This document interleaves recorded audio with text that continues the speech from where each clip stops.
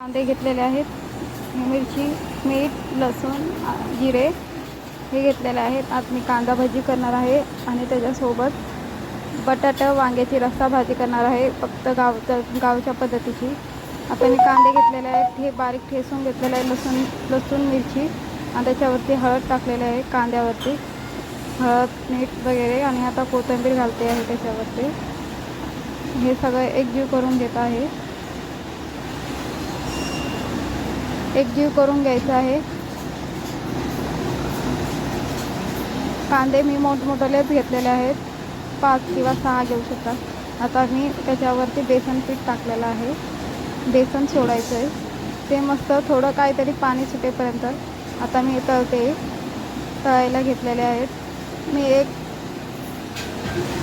खूप कुरकुशीत होतात आणि खायला पण आणि चवीला पण खूप चांगले लागतात. मी पहिलं केलेले आहेत बघा, कुरकुरीत झालेले आहेत, तुम्ही बघू शकता. आता हे पण झालेले आहेत. आता मी वांग्याचा बटाट्याची रस्सा भाजीचं वाटण घेतलेलं आहे. लसूण, अद्रक, खोबरं, सुकं, मिरची आणि शेंगदाणे याचं बारीक कूट करून घेणार आहे, शेंगदाण्याचं वेगळं, आणि मिक्सरमध्ये काढून घ्यायचं आहे सर्व. आता वांगी घेतलेले आहेत, बटाटे पण घेतलेले आहेत, टमॅटो, कांदा, हा मालवणी मसाला, हळद, कोथिंबीर, कढीपत्ता, मिरची पावडर. आता हे सर्व आणि आता मसाला काढ, हे बघा कूट करून घेतलेला आहे सर्व. आता मी तेल टाकले, तेलमध्ये कढीपत्ता, कांदे टाकलेला आहे. कांदे फ्राय होऊ द्यायचे चांगले. तेल तपल्यावरती कढीपत्ता बी टाकलेला आहे आणि त्याच्यावरून कांदे टाकलेले आहेत. कांदे थोडे फ्राय झाले की मस्त फ्राय होऊ द्यायचे. फ्राय झाले चांगले मग की त्याच्यावरती टमाटर सोडायचं आहे. शिजलेले आहेत बघू शकता तुम्ही, मस्तपैकी लालसर भाजलेला आहे कांदा मस्त. आता टमॅटो सोडणार आहे, टमॅटो पण चांगला शिजू द्यायचा आहे. टमॅटो पण शिजू द्यायचा चांगला मस्तपैकी. तो शिजला मग वरतून मसाले सोडायचे आहेत. तो चांगला शिजू द्यायचा आहे, थोडा बारीक होऊ द्यायचा आहे टमाटर. आता वरतून मसाले सोडूया आपण. ते घेतलेले मसाले सगळे सोडायचे आहेत.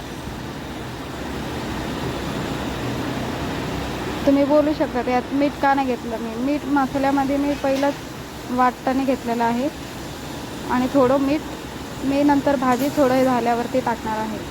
आता हे मसाला सगळा एकजीव करून घेतलेला आहे, एकजीव करून घेतलेला आहे मसाला.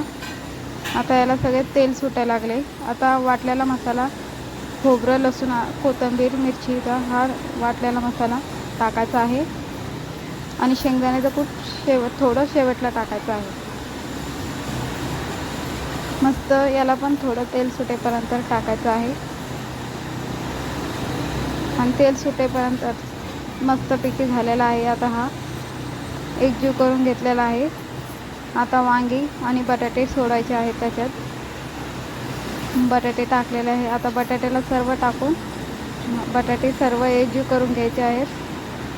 बटाटे वाटलेले बारीक लंबे कापून घेतलेले आहेत बटाटे. वांगे पण लंबे कापलेले आहेत. आता याला सगळं मसाल्यात मिक्स करून घेणार आहे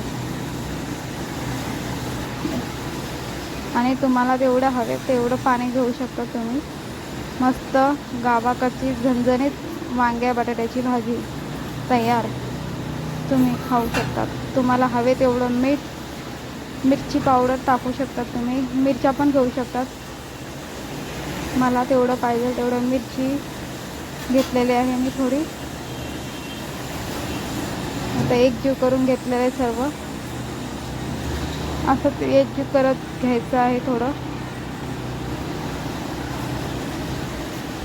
तुम्ही बघू शकता आता ही कशी भाजी दिसते. आता मी पाणी सोडणार आहे मसाल्यांचं थोडं.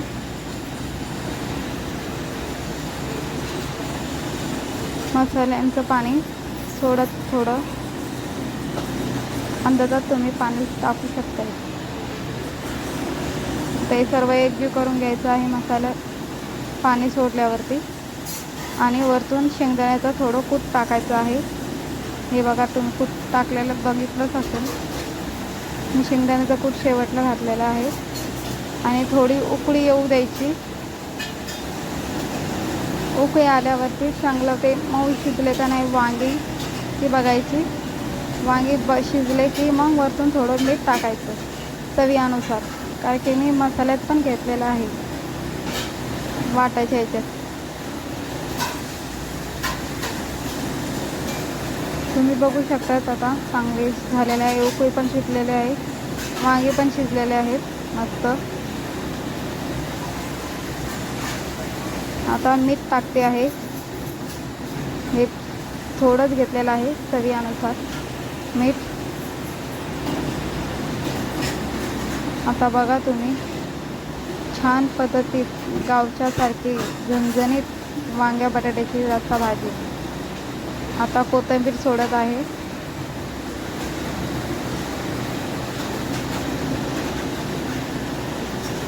बघा तुम्ही, छान लागते भाजी करून बघा. आणि ही माझी थाली पुरी चपाती